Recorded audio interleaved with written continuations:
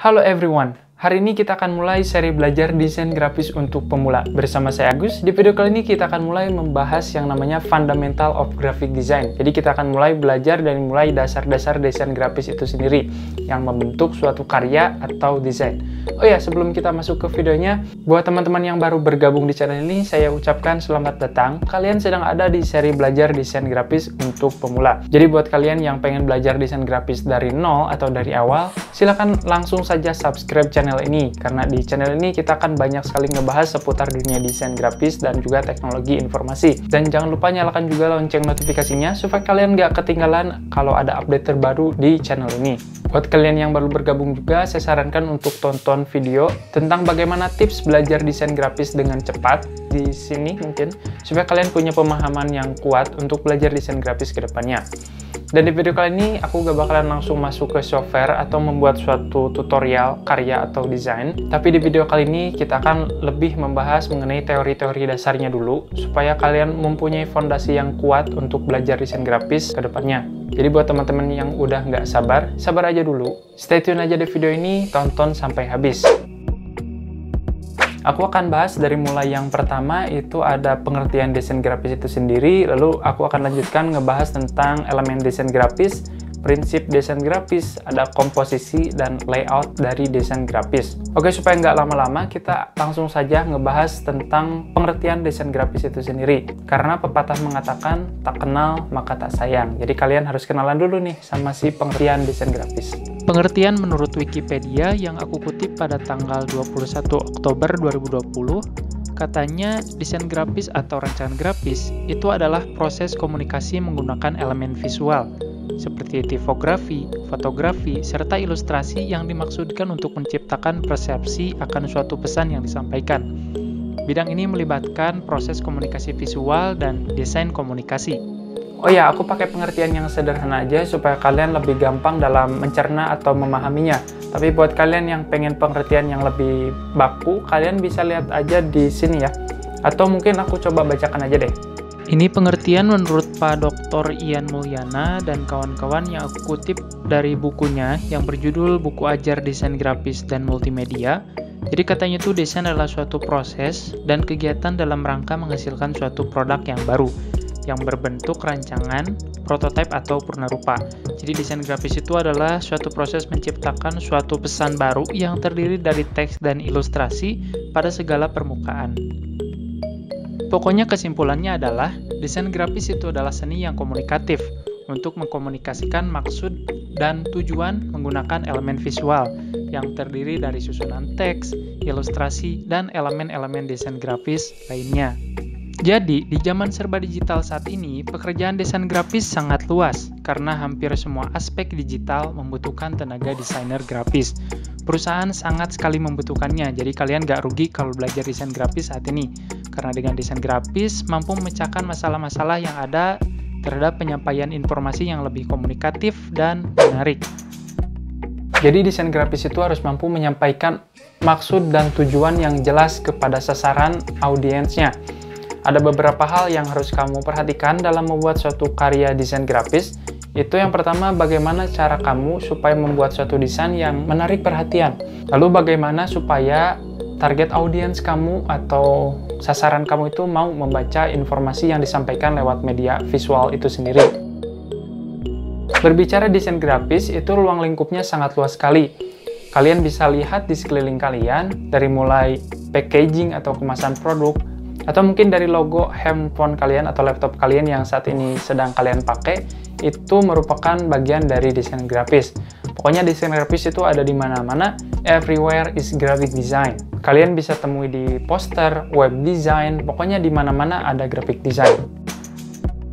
Oke, kita mulai ke materi selanjutnya, itu ada Fundamental of Graphic Design, di mana di dalamnya itu ada elemen, prinsip, komposisi, dan layout graphic design. Elemen desain grafis itu meliputi yang pertama ada point, yang kedua ada line, yang ketiga ada shape, yang selanjutnya itu ada text atau typography, selanjutnya ada tekstur, ada color, ada space, dan value.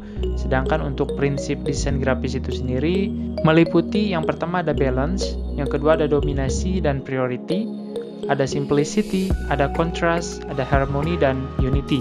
Dan untuk selanjutnya, untuk komposisi dan layout, ada grid, ada skala, ada combination, dan lain sebagainya. Ya, secara sepintas ini nggak ada artinya, tapi bersama-sama ini akan menjadi suatu desain yang sempurna. Jadi hal-hal tadi setidaknya harus kalian kenal dulu dan alangkah lebih baiknya kalian pahami dulu. Karena hal-hal tadi itu merupakan suatu fundamental yang membentuk suatu karya desain. Oh ya, kamu juga jangan mempermasalahkan tentang bagus mana software Adobe Illustrator sama CorelDRAW contohnya. Bagus mana Adobe Photoshop sama Lightroom contohnya. Ya, semua software itu pasti mempunyai kelebihan dan kekurangannya masing-masing. Dan intinya, semua software desain itu pasti mengacu pada fundamental of graphic design tadi. Kayak elemen, ada prinsip, terus ada komposisi dan layout. Pokoknya semuanya mengacu pada itu. Jadi kalian gak usah mempermasalahkan hal tersebut. Oh ya, jika kalian masih bingung terhadap istilah-istilah tadi, aku akan coba bahas sedikit saja ya. Dari mulai yang pertama itu ada elemen desain grafis. Yang pertama ada titik. Ya, pasti kalian udah tahu lah titik itu seperti apa. Titik adalah bagian yang dapat membentuk suatu garis dan merupakan bagian terkecil dari suatu desain. Oke, yang selanjutnya itu ada line atau garis, di mana line ini terbentuk ketika ada satu titik dan titik lainnya dihubungkan, maka akan terjadi suatu line atau terbentuklah suatu line. Jadi sebenarnya line ini terbentuk dari titik-titik yang dihubungkan. Nantinya titik ini akan membentuk suatu line, dan line ini bisa lurus, bisa tegak, bisa diagonal, bisa zigzag, melengkung, bisa tebal, bisa tipis, dan lain-lain.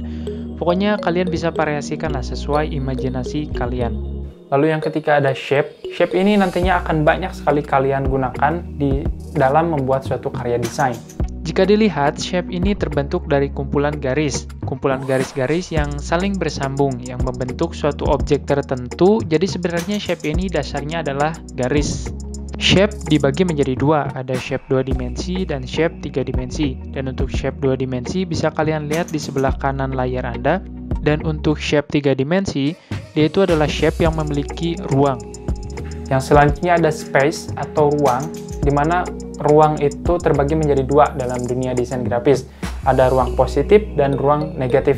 Jadi misalnya Anda membuat suatu objek kotak, maka bagian yang ada di dalam kotak itu dinamakan positive space, sedangkan bagian luarnya itu dinamakan negative space. Kalian harus memperhatikan kedua ruang ini, karena kekuatan suatu desain grafis itu ditunjang dengan komposisi dari dua ruang ini. Jadi kalian harus benar-benar mempertimbangkan antara positive space dan negative space. Yang selanjutnya ada tekstur dan image, dimana kalau tekstur itu dia memberi kesan tampak realistis atau hidup. Contohnya, ketika kalian membuat shape, lalu shape itu kalian coba tambahkan tekstur batu, maka akan terlihat seperti batu ya, batu nyata, walaupun gak nyata-nyata amat. Lalu selanjutnya ada image. Image itu memberikan pesan tanpa harus membuat tulisan. Contohnya orang tersenyum memberikan kesan sedang bahagia, dan lain sebagainya. Selanjutnya ada typography atau teks. Teks yaitu huruf atau kumpulan huruf yang digunakan untuk menyampaikan suatu pesan. Dan teks ini juga jika kalian perhatikan dengan baik, ternyata teks ini juga terdiri dari garis-garis, atau teks ini terbentuk dari suatu garis. Dan orang-orang desain grafis itu biasanya menyebut teks ini adalah font ya. Nah, bisa kalian lihat, font ini ada banyak sekali di sini. Yang selanjutnya ada value. Jadi suatu desain itu harus jelas maksud dan tujuan desain itu dibuat. Aku coba perlihatkan aja di sebuah software desain. Jadi kalian gak perlu ikutin ini karena ini bukanlah sebuah tutorial. Aku cuma mau liatin aja, contoh aja pada kalian tentang berbagai elemen yang ada di dalam desain grafis. Pertama aku akan coba buat titik. Nah, ini adalah satu titik. Cara membuat titik di software desain grafis itu sangat mudah sekali, dan jika seandainya titik ini dihubungkan, maka akan terjadi sebuah garis. Dan garis ini kalian bisa buat secara diagonal, kalian juga bisa buat secara tegak, kalian juga bisa buat garis ini secara melengkung, lalu kalian juga bisa buat garis ini secara zigzag.